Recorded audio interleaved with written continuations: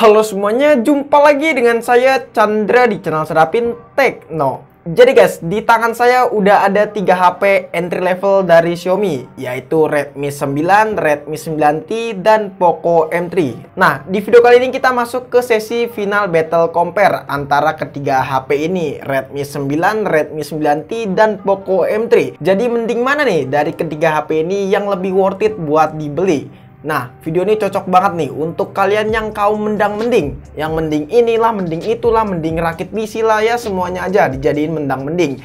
Nah, di video kali ini kita bakal coba nih ya final battle compare antara ketiga HP ini. Soalnya di video sebelumnya kita udah ngelakuin gaming test, speed test, semuanya udah kita lakuin. Tinggal ngelakuin final battle compare yang di nanti-nanti. So, daripada kelamaan, langsung aja kita mulai videonya.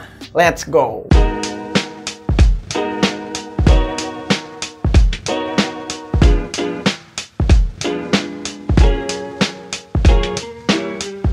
Nah, sebelum lanjut videonya di sini saya pengen ngasih tahu dulu nih untuk teman-teman yang bingung untuk pilih ketiga HP ini, bisa tonton video ini sampai habis biar nggak kebingungan nanti pengen beli yang mana. Soalnya ketiga HP ini memiliki ya kelebihan dan kekurangan, terutama kebutuhannya masing-masing. Dan pastikan teman-teman nonton video ini sampai habis biar nggak salah paham ya guys ya. Nah, yang pertama kita bahas untuk masalah desainnya dulu aja ya guys ya dari ketiga HP ini. Nah, untuk desainnya dari ketiga HP ini memiliki desain yang sama, yaitu maksudnya menggunakan finishing yang sama. Ya, finishingnya yaitu plastik. Ketiga HP ini menggunakan finishing plastik. Cuman yang paling saya nggak suka dari ketiga HP ini untuk masalah desainnya, dari desainnya si Redmi 9T doang. Yang menurut saya ini kayaknya HP murahan gitu loh, desain kayak gini.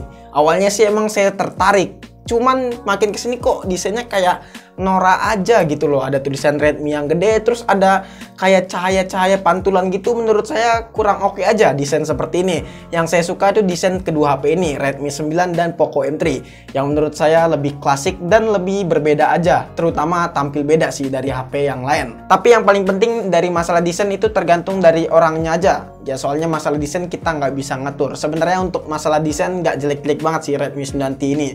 Percuma walaupun desain bagus, walaupun HP kita tetap pakai hardcase ataupun silikon, ya ketutup juga sih untuk masalah desain walaupun mau bagus seperti apa juga. Jadi sama aja gitu. Terus juga yang saya suka dari HP ini ya, si Poco M3 dan Redmi 9T, masalah fingerprint.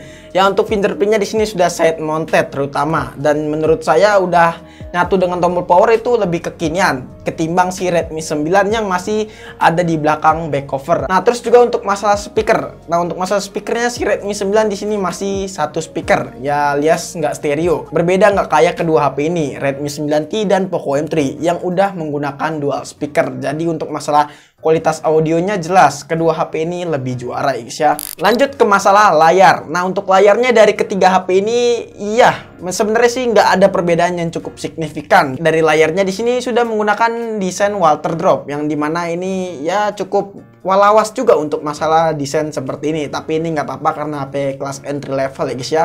Terus juga untuk masalah bezelnya di sini ya Redmi 9T dan Poco M3 menurut saya bezelnya agak lebih tipis daripada si Redmi 9. Tapi itu nggak masalah karena nggak kelihatan banget sih untuk masalah bezelnya.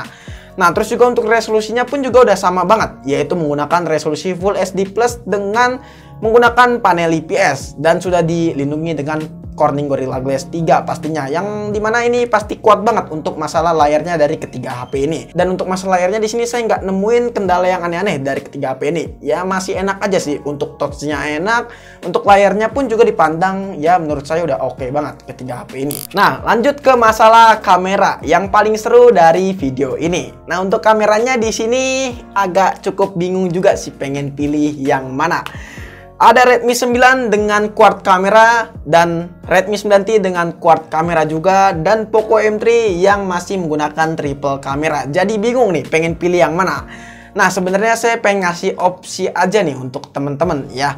Kalau misalkan pengen dapat hasil jepretan yang bagus dan pengen benar-benar perfect untuk masalah kualitas fotonya, bisa aja ambil Redmi 9T ataupun Poco M3 untuk masalah kualitas gambar. Soalnya kedua HP ini menggunakan prosesor Snapdragon 662, yang dimana untuk prosesor Snapdragon pastinya untuk masalah foto lebih bagus. Nah, untuk resolusinya sendiri dari ketiga HP ini memiliki resolusi yang sama dari Redmi 9T, dan Poco M3, yaitu menggunakan resolusi 48 megapiksel untuk kamera utamanya. Berbeda nggak kayak si Redmi 9. Ya Redmi 9 untuk resolusi kamera utamanya cuma 13 megapiksel aja. Ya tapi nggak buruk-buruk juga sih untuk hasil fotonya guys. Nah untuk hasil fotonya dari ketiga HP ini bisa dilihat slide berikut ini guys.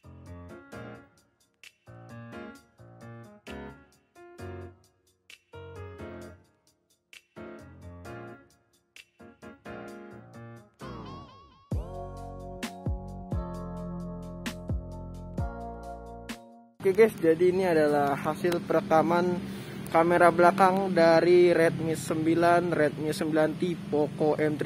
Ya, jadi lebih bagus mana nih ya? Keduanya sama-sama nggak punya fitur stabilisasi. Dan ini direkam di resolusi yang sama, yaitu 1080p alias Full HD Plus ya. Di FPS-nya pun juga sama, yaitu 30 fps.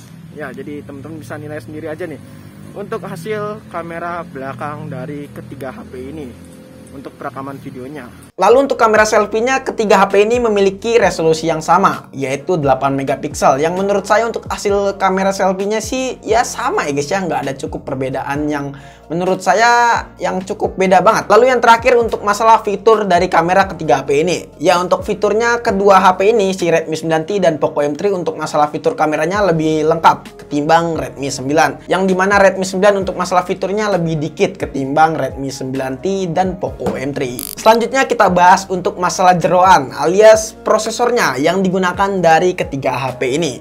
Ya untuk Redmi 9 di sini menggunakan prosesor MediaTek Helio G80.